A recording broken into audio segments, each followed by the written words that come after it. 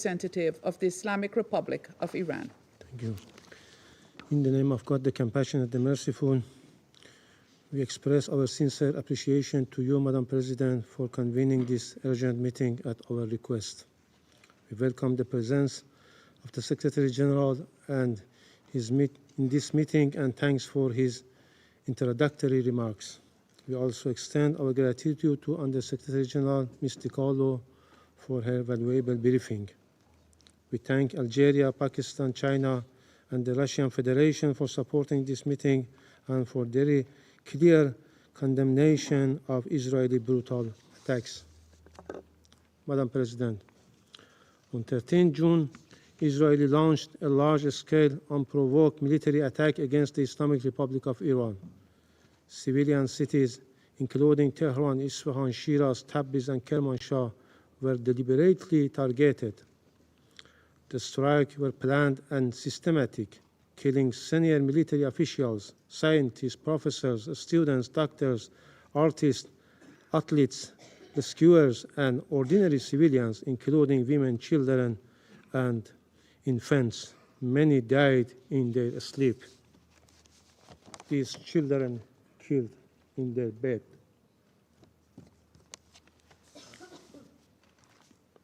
Hundreds of civilians have been killed and thousands injured. The aggression continues.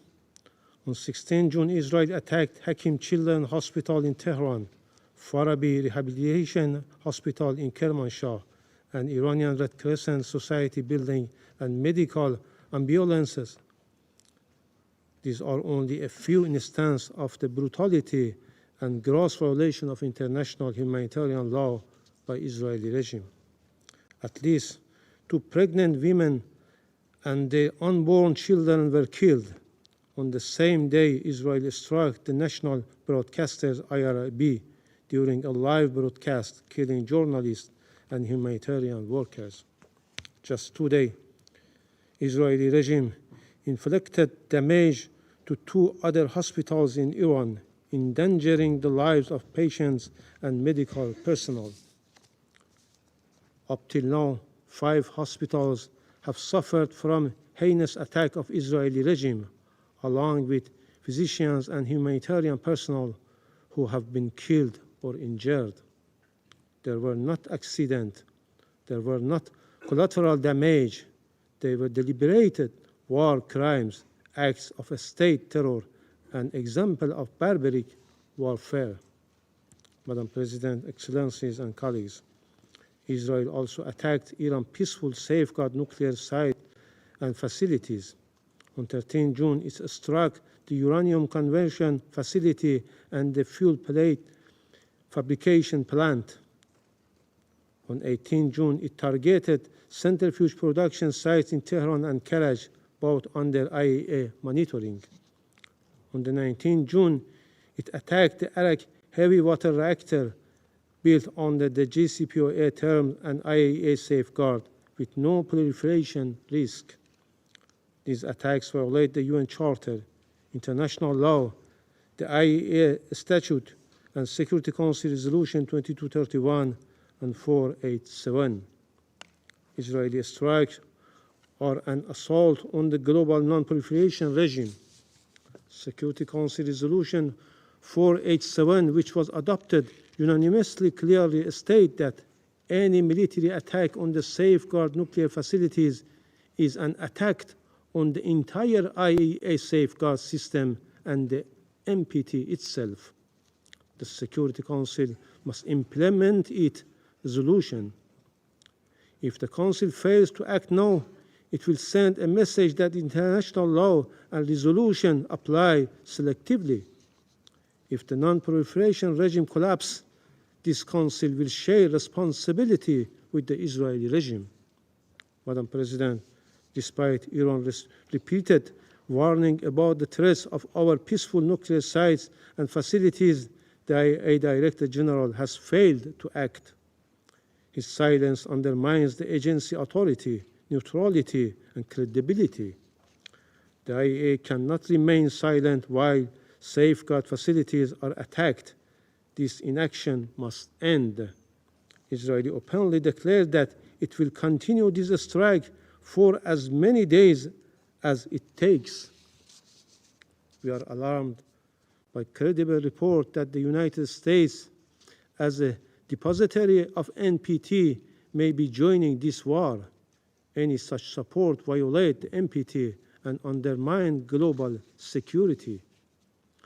The selective invocation of international law by US, France, using it when convenient, discarding it when it constrained their allies, is a form of institutional hypocrisy that gravely undermines the credibility of this Council and the international law.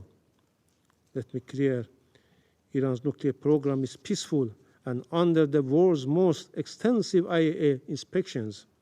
Iran has long advocated for a nuclear weapon-free zone in the Middle East. Israel is the only possessor of undeclared nuclear weapon in the region. It refused to accede to the NPT and block regional disarmament efforts. Madam President, Israel's aggression violates the UN Charter. It breached the basic principle of prohibition of the use of force. It violates Iran's sovereignty and territorial integrity. It violates international human rights law and targets innocent civilians and threatens the right of life and security of our people. This regime committed war crimes, crimes against humanity, and state terrorism. It attacks on safeguard nuclear facilities, set a dangerous precedent for global security. Madam President, the already dire situation has been exacerbated by mounting and irrefutable evidence of direct involvement by the United States in this illegal war of aggression. The US has publicly threatened to strike Iran's safeguard nuclear facilities. Such acts constitute a flagrant violation of Article 2, Paragraph 4 of the UN Charter and a breach of the sovereign equality of states. These reckless statements and actions emanate from the head of a state who is a permanent member of this Council and entrusted with primary responsibility for international peace and security, and an irresponsible behavior. Madam President, Iran has exercised its inherent right to self-defense under Article 51 of the UN Charter. Our response has complied fully with international law, including humanitarian law. We have taken all necessary precautions to protect civilians. Iran will continue to exercise this right as long as the Security Council fails to discharge its primary responsibility under the Charter and until the Israeli aggression is fully and unequivocally terminated. The Security Council must act now. We reiterate our call on the Security Council to determine the Israeli illegal use of force and armed attacks against Iran are a breach of peace and act of aggression. Adopt binding and enforcement measures under Chapter 7 to halt the aggression and prevent its recurrence. Condemn clearly the violation of Iran's sovereignty and targeting of our safeguard nuclear facilities. Address the risk of wider regional war, especially the unlawful involvement of a third country. Madam President, the lies and fabrication used by representative of Israeli regime and its Western allies don't work anymore to whitewash and justify its horrendous crimes. International law is clear. There is no right for Israel to commit this act of aggression, no right to attack and target civilian infrastructure or safeguard nuclear facilities, no legal or moral cover for war crimes. The so-called preemptive attack and existential threat claims used by this terrorist regime and its allies to justify aggression have no basis in international law, and to conduct acts of aggression, kill innocent people, and violate the territorial integrity of states. These are false excuses for Israeli aggression. Iran has never initiated any war, while Israel, as an occupying and terrorist regime, has a long and dark history of illegal use of force. violation of all legal international norms, assassination and nuclear secrecy that destabilized the entire region. The selective use of international law by certain members of this Council expose dangerous double standards that endanger international peace and security and undermine the credibility of this body. Without the support and protection of certain Western states, especially the United States, Israel could not have been able to commit this aggression with such impunity. This complicity must be recorded by history.